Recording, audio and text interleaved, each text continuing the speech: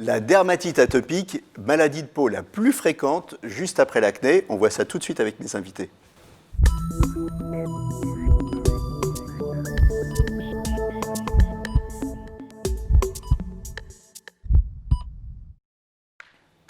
Alors avec moi sur le plateau, le docteur Marie-Estelle Roux, vous êtes dermatologue, et Marjolaine Herring, vous êtes membre de l'Association française de l'eczéma. Le site internet, c'est www.associationeczema.fr. Et eczéma, on le rappelle, ça s'écrit avec E-C-Z et pas avec un X. Mais enfin, si vous tapez avec un X, Google va vous réorienter. Alors vous, on va commencer avec vous, Marjolaine. Vous avez de l'eczéma depuis que vous êtes toute petite. Oui, j'ai eu ma première grosse crise à 2 ans environ. Et ensuite, j'ai eu de l'eczéma pendant toute mon enfance, toute mon adolescence. L'adolescence, c'est chiant d'avoir de l'eczéma à l'adolescence. Hein. C'est pénible. C'est pénible. Ouais, c'était combien de fois par mois les crises? C'était tout le temps en fait. J'avais un eczéma qui était mal soigné en l'occurrence, donc qui était continuel. Et partout, sur le visage aussi? Sur tout le corps, le visage, le cuir chevelu. Voilà, c'était très handicapant, socialement aussi d'ailleurs, à l'école, au collège. Et puis après, à l'âge adulte, l'eczéma a changé de forme et ça évolue par crise, entrecoupée de périodes d'accalmie, c'est des poussées, ouais. D'accord. Vous les sentez venir, les poussées? Oui, on les sent venir, enfin on voit rapidement qu'elles sont là. On les prévient, c'est difficile de les prévenir puisqu'il y a vraiment beaucoup de facteurs déclenchants et aggravants des crises. C'est lié au stress par exemple, vous savez que vous avez un rendez-vous important, une échéance importante ou pas? Alors chez moi c'est pas lié au stress, mais chez d'autres personnes le stress peut être un facteur aggravant, moi je ne l'ai pas remarqué pour moi. Mais il y a des allergènes, moi j'ai des allergies alimentaires, des allergies au pollen, je fais de l'asthme aussi. Et puis plein de choses, hein, la transpiration, le froid, le chaud, tout ça peut déclencher une crise. Oui, on peut faire des allergies à des cosmétiques. Des déodorants, des choses comme ça aussi. Voilà, il faut faire être très vigilant attention sur les produits qu'on utilise. Les traitements? Alors les traitements principaux, c'est des traitements à base de dermocorticoïdes pour limiter les crises, calmer les crises. Et puis le traitement quotidien pour quelqu'un qui a de l'eczéma, c'est l'émollient, c'est-à-dire un hydratant sur tout le corps, qu'on soit en crise ou non, pour restaurer la barrière cutanée. D'accord. Donc ça c'est un peu embêtant, enfin c'est contraignant. C'est très contraignant, oui. Hein, il faut toujours prévoir sur soi sa petite mallette de traitement, ses émollients. Vous disiez par exemple en préparant l'émission, si on va voir, je sais pas, un opéra par exemple, l'opéra ça va durer 2h30, 3h. Là pour le coup, il faut prévoir de. Oui, alors ça c'est plutôt pour les gens qui ont des formes graves, de prévoir de s'hydrater, tout ça. Voilà, quand j'ai eu des crises très importantes, très sévères sur tout le corps, j'étais très gênée par mes vêtements. J'avais beaucoup de démangeaisons, donc c'est vrai que c'est des moments où je n'allais plus au théâtre, à l'opéra ni au cinéma, parce que rester pendant 2 heures, 3 heures, 4 heures assis tranquillement sur une chaise sans se gratter, c'était plus possible à ce moment-là. Oui. Alors, on ne va pas parler de vous forcément, mais plus généralement des membres de l'association. Donc il y a un côté handicapant de cette maladie. Il y a des gens qui arrêtent de travailler, oui. Voilà. Oui, l'association a notamment conduit des études sur la qualité de vie des patients. On a vu par ces études que quasiment 50% des patients souffrent aussi de symptômes dépressifs et anxieux. Et aussi quasiment la moitié a eu des problèmes à l'embauche, et éventuellement des discriminations à l'embauche. Et puis l'eczéma génère aussi beaucoup d'arrêts maladie. Parce que ça génère beaucoup de fatigue. Et puis quand on a un eczéma sévère, affichant, c'est difficile d'aller travailler en ayant une grosse crise d'eczéma. Bien sûr. Et alors donc ce côté psychologique, il est renforcé par le fait que c'est chronique, on a du mal à... On sait qu'on l'a toute sa vie. On l'a toute sa vie et c'est difficile à accepter. Il y a beaucoup de patients qui, on le voit dans l'association, voilà, c'est très difficile de se dire j'ai cette maladie, je vais l'avoir jusqu'à la fin de ma vie, je vais devoir me traiter, faire attention toute ma vie. Donc c'est fatigant, la récurrence des crises c'est décourageant pour les patients, pour leur famille aussi, pour les parents d'enfants qui ont une dermatite atopique, c'est compliqué, c'est culpabilisant aussi. C'est une maladie qui est chronique et qui est aussi stigmatisante, qui est affichante.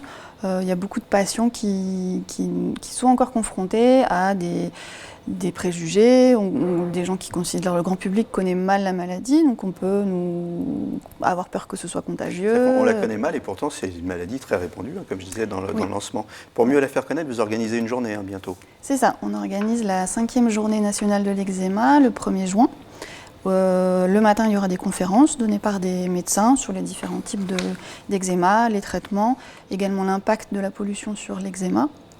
Et l'après-midi, on organise des ateliers autour du bien-être avec de la méditation, un atelier nutrition, un atelier maquillage correcteur et un atelier danse contact parents-enfants que je vais animer.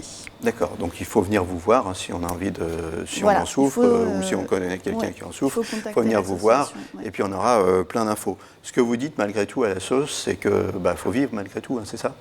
C'est ça. À l'association, on essaye de favoriser le partage d'expériences entre les patients, la communication, et puis le message qu'on a envie de donner, c'est ne vous arrêtez pas de vivre parce que vous avez un eczéma.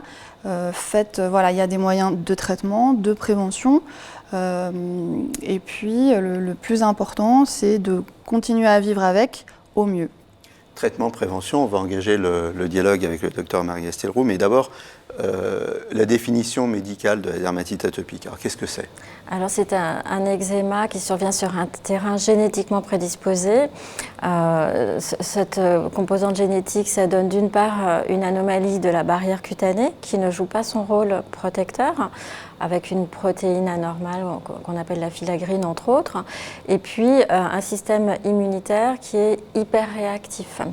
Est-ce que c'est ce qu'on appelle une maladie inflammatoire? Oui, c'est une maladie inflammatoire qui est due donc à des allergènes de l'environnement qui vont pénétrer dans la peau et qui vont stimuler le système immunitaire qui va surréagir et qui va déclencher une inflammation au niveau de la peau. Donc si je comprends bien, la peau est moins bien protégée et oui. donc elle est agressée et elle surréagit. Et elle surréagit, voilà. Et ça donne, alors on va voir quelques photos, hein, ça donne les manifestations, ça donne des...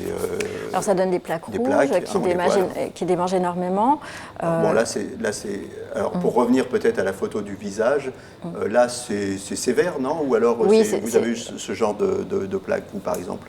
Oui, j'ai eu ce genre de plaque, oui. Oui, c'est sévère, mais ça montre bien que chez les tout petits, ça survient souvent sur le visage. Ensuite, chez l'enfant, c'est souvent dans les plis, on a vu, plis des coudes, plis des genoux, voilà. Les mains aussi. Et puis chez l'adulte, ça peut être tout le corps, effectivement, vous disiez, à l'adolescence, souvent ça peut être tout le corps, y compris le cuir chevelu, les paupières. Et puis chez l'adulte, souvent ça se restreint, et ça se restreint souvent au visage, au cou et aux mains, en fait. Donc les plaques rouges, ces plaques, elles démangent.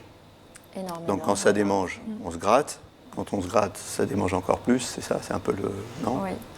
Oui, alors effectivement, le grattage fragilise encore plus la barrière cutanée. Et puis le grattage, c'est aussi un symptôme qui va altérer la qualité de vie, qui peut donner des troubles du sommeil, qui peut générer de l'anxiété, pour toutes les raisons que vous avez évoquées, effectivement, sur la gêne sociale que ça implique. C'est contagieux? Non, c'est pas contagieux. Je vous pose la question à dessein parce que ça, c'est quelque chose qui est une barrière, hein, non? Oui, il y a encore des gens qui pensent que c'est contagieux. On ne vous approche pas, on ne vous touche pas. On n'ose pas, parce que si jamais, c'est peut-être... on demande si c'est pas de la lèpre aussi. Enfin, voilà, il y a toutes sortes de choses autour de l'eczéma. Donc la contagion c'est souvent aussi lié au manque d'hygiène. C'est ça qui... Voilà, c'est ce que les gens disent. Voilà. Oui, voilà, c'est ça. D'accord, mais c'est pas vrai. C'est pas vrai, évidemment, mais... au contraire, il semblerait même on sait qu'il y a plus de dermatite atopique dans les pays avec un niveau socio-économique élevé. Donc c'est pas du tout lié à un manque d'hygiène. Oui, pas du tout. Ça n'a rien à voir. Alors justement, les éléments déclencheurs, qu'est-ce que c'est? Alors il y a des facteurs environnementaux qui sont multiples. C'est souvent plusieurs éléments ensemble qui vont déclencher des crises. Donc la pollution, le stress, certainement des facteurs alimentaires, puisqu'il y a une perméabilité de la barrière intestinale aussi qui est augmentée dans la dermatite atopique. Il n'y a pas uniquement la barrière cutanée. Donc voilà, vous le disiez également, la transpiration, le chaud, le froid, l'air sec. Enfin, il y a un ensemble de facteurs qui va favoriser les poussées. On va essayer de parler des solutions, parce que finalement, c'est ce qui intéresse tout le monde. Hein. Alors, est-ce qu'on peut s'en débarrasser? Alors il y a une composante génétique, donc quand on a une tendance à l'atopie, on garde cette tendance toute sa vie. Mais on peut améliorer les symptômes. Alors il y a deux grands volets pour le traitement que vous avez évoqués. D'une part, il faut hydrater la peau, et ça, il faut le faire toute sa vie. Hydrater la peau pour restaurer la barrière cutanée qui est déficiente. Et puis, d'autre part, traiter les poussées avec les dermocorticoïdes en première ligne. C'est le traitement de référence. Et puis, il existe également d'autres traitements qu'on peut utiliser. Par contre, il y a un nouveau traitement. Voilà. Donc, il y a des traitements par voie générale qui ont leur efficacité quand les traitements par voie locale ne suffisent plus. Et il y a notamment une biothérapie qui s'appelle le dupilumab, qui est un traitement qui donne beaucoup d'espoir, puisqu'en fait c'est un traitement qui nécessite une injection sous-cutanée tous les 15 jours et qui donne de très bons résultats. Tous les 15 jours pendant combien de temps? À vie ou tous les 15 jours pendant un certain temps? Tant qu'on en a besoin, donc il n'y a pas de limite dans l'utilisation. D'accord, donc une piqûre tous les 15 jours, et ça donne des bons résultats pour l'instant? Ça donne des très bons résultats. Vous le connaissiez, ce traitement? Oui, je le connais. Vous l'avez essayé, non? Je ne l'ai pas essayé. Et il y a des membres de l'association qui l'ont essayé? Oui, tout à fait. Et ça marche bien? Et ça marche, oui. Alors, ce n'est pas un médicament de première intention, c'est réservé aux cas qui échappent aux autres traitements plus classiques, qu'ils soient par voie locale ou par voie orale, parce qu'il y a d'autres traitements par voie orale. Okay. Voilà. Donc c'est pour ceux qui sont résistants en fait à ce genre de traitement. Mais par contre, c'est quand même un espoir de savoir que pour ceux qui sont résistants, il y a un traitement qui fonctionne pas trop mal, sur lequel on n'a pas de recul pour l'instant. Si, enfin, ça fait partie des biothérapies. Donc les biothérapies, on les utilise déjà depuis longtemps en médecine. Mais quand je dis qu'on n'a pas de recul, c'est-à-dire que, bon, je me suis mal exprimé, il n'est pas dangereux, il a été autorisé, mais bon, on ne sait pas, par exemple, sur le long cours, combien de temps il faut le continuer ce traitement. De toute façon, c'est une maladie chronique, donc on sait que si on arrête tous les traitements, la maladie va revenir. C'est-à-dire que ce n'est pas un traitement curatif qui supprime la maladie. C'est un traitement qui soulage et qui fait disparaître les symptômes de la maladie. C'est ça. Est-ce qu'on confond souvent avec l'acné, par exemple, quand on est ado? Est-ce qu'il y a du retard diagnostique à cause de ça, ou on ne peut pas confondre? Non. On peut pas confondre. Non, les symptômes sont différents. Oui. D'accord. Bon, à l'assaut, qu'est-ce qu'on dit alors? Les gens, malgré tout, ils reprennent le goût de vivre? Oui, bien sûr. En encourageant la communication, le partage d'expériences, on essaye de lutter contre l'isolement, contre la stigmatisation et de redonner envie et courage aux patients. C'est handicapant, mais ce n'est pas la fin du monde. C'est ce qu'il faut se dire. Voilà. Merci à toutes les deux d'être venues sur le plateau. Je rappelle l'adresse de l'Association française de l'eczéma, www.associationeczema.fr. Merci Marjolaine. Merci Marie-Estelle. À très bientôt pour un nouveau numéro. Et d'ici là, portez-vous bien.